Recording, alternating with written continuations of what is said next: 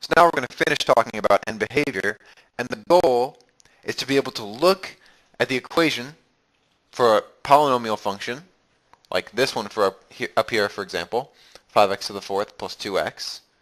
We want to be able to look at the equation, and just from looking at it, determine what should happen on the ends. We should be able to determine the end behavior, which means what happens when we're far away from the middle of the graph and we're just on the ends of the graph. And so last time we looked at f of x equals x squared, which rises to the right and also rises to the left on the ends, and x cubed, which rises to the right but falls to the left.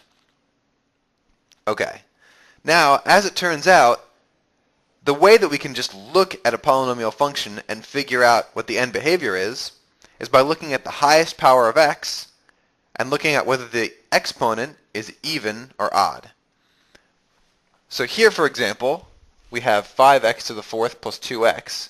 The highest power is x to the fourth, and this exponent is even because it's 4. All even degree polynomials will look like x squared, which means their end behavior will rise to the right and rise to the left. Now, I should say, all even degree polynomials will look like x squared in their end behavior only. What goes on in the middle may be very different from what goes on in the middle for x squared. But, at least for the purposes of end behavior, the degree is all that matters. The highest power is all that matters. So because the highest power is even, we know the end behavior looks like the end behavior for x squared. Now, the same thing is true for odd degree polynomials. But in this case, there's a negative sign in front of the highest power.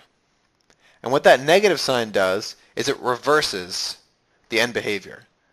So, because we have an odd power here, x to the seventh, we know that the end behavior will look like x cubed. But because we have this negative sign, it will reverse both sides.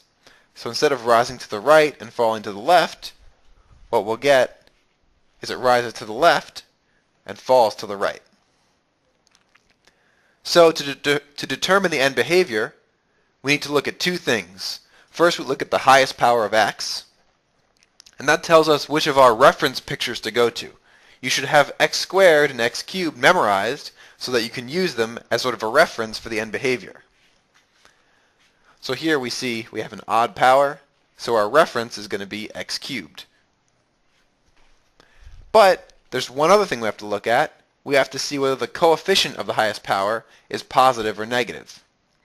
If it's positive, like it was up here, then the end behavior will be exactly like the reference picture. So in this case we had x to the fourth, which was even, and there's no negative sign in front of it, so it looks just like x squared on the ends. Down here, though, we had a negative coefficient of x, and so we had to go to the reference picture, which was x cubed, because we had an odd exponent. So we go to the reference picture, but now we have to flip it, because we had a negative coefficient. So now we look at our picture, we switch them, and so it rises to the left and falls to the right. And this is how you can determine the end behavior of a polynomial just by looking at the equation.